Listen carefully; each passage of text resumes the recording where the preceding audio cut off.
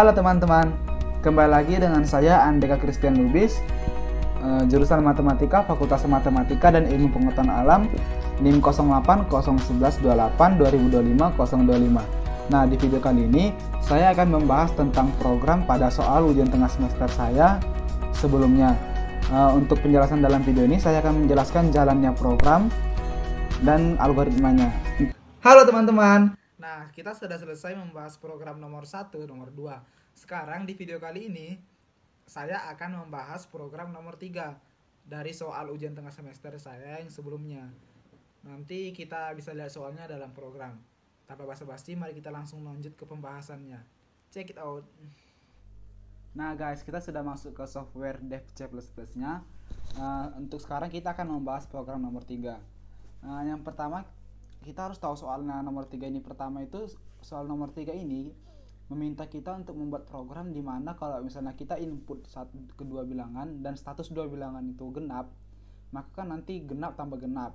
Nah, jika hasil penjumlahannya genap juga, maka akan tampil ya di monitor. Jika hasilnya ganjil, maka akan tampil tidak. Begitu juga sebaliknya, jika kita input dua bilangan dan kedua bilangannya ganjil, jika dijumlahkan hasilnya genap, akan tampil iya di monitor dan akan tampil tidak di monitor jika hasilnya ganjil. Dan untuk kondisi terakhir, misalnya kita input dua bilangan, untuk bilangan pertama statusnya genap dan untuk bilangan kedua statusnya ganjil, jika dijumlahkan menghasilkan genap, akan tampil di layar itu iya. Jika dijumlahkan menghasilkan ganjil, akan tampil tidak. Itu logikanya guys. Jadi kita akan masuk ke programnya langsung. Untuk program ini kita pakai file header IOStream. Karena apa? Di file header ini kita akan menggunakan, di program ini kita akan menggunakan keluaran sama masukan dan juga fungsi inline. Kedua, kita pakai using namespace std itu sebagai compiler dari program untuk memberitahu compiler bahwasanya kita akan menggunakan file header ini. Dan kita buat lagi fungsi utama yaitu int main. Jangan lupa kita buat kurung kurawal sebagai tanda mulainya program utama. Sebelum kita masuk ke program, kita deklarasikan dulu nih terlebih dahulu variabel yang akan kita pakai. Yang pertama kita pakai A, itu menyatakan bilangan pertama inputan. Kita pakai B, menyatakan bilangan kedua inputan. Kita pakai X, itu sebagai variabel pembantu dalam operasi hitungan nanti. Ketiga variabel ini kita nyatakan dalam tipe data integer, bilangan bulat. Karena nanti sana nggak ada pembagian kan, pasti nggak akan ada hasil yang koma. Kita selanjutnya buat keluaran sebagai judul dari program. Kita buat judulnya program keterangan penjumlahan pada bilangan ganjil genap. Kita gunakan /t supaya dia agak ada tab sedikit. Kita gunakan /n supaya nanti dia memberi jarak ke bawahnya. Kita buat keluaran sama dengan ini untuk mempercantik tampilan pada monitor nanti, atau memperapi juga bisa.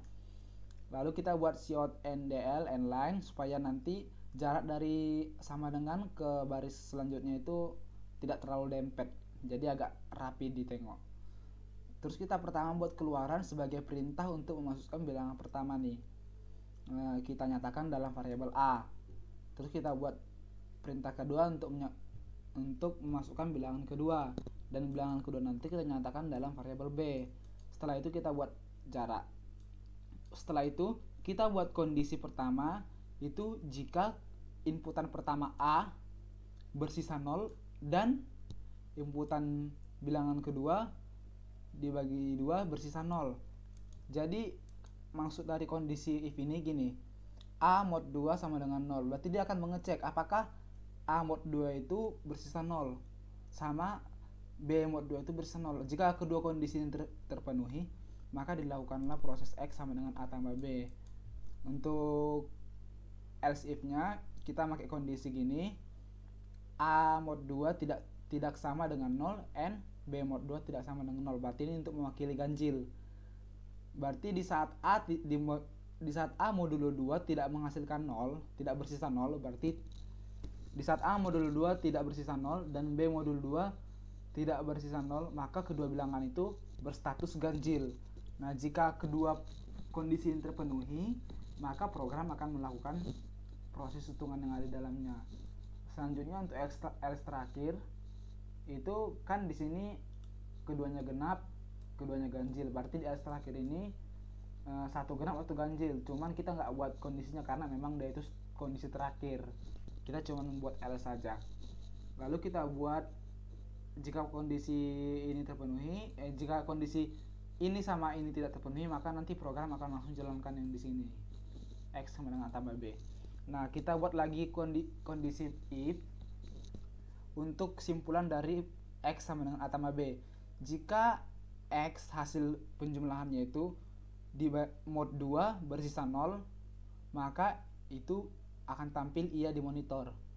Dan jika tidak bersisa 0, maka tampil tidak. Tadi kan di logikanya sebagaimana pembentuk bilangan, jika dia hasilnya genap maka akan tampil iya, jika hasilnya ganjil maka akan tampil tidak.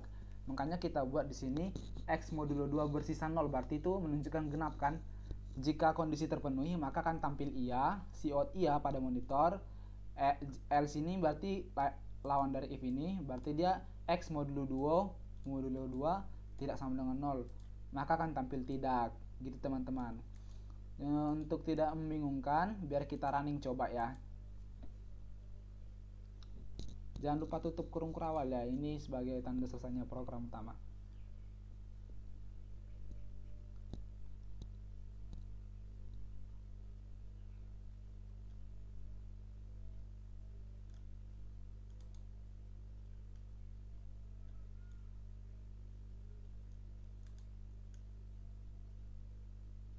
Nah, ini dia teman-teman tampilan outputnya. Dia ada judul, ada hiasan.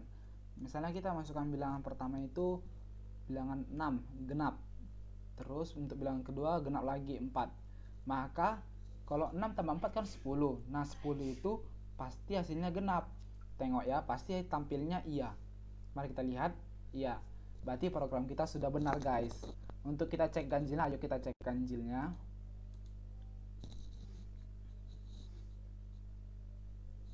Nah ini dia. Bilangan pertama kita buat 7 sebagai bilangan ganjil, bilangan kedua kita buat 9 sebagai bilangan ganjil, maka nanti jika 7 kita jumlahkan sama 9 hasilnya kan 16 nih, sedangkan 16 bilangan genap, maka akan tampil di monitor iya. Kita lihat ya. Nah program kita benar juga. Mari kita cek yang jika status kedua bilangan itu berbeda. Kita lihat ya.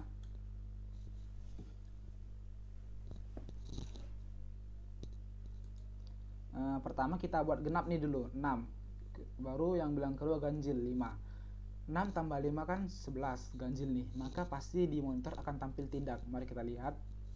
Nah betul, berarti program kita yang nomor 3 ini sudah benar.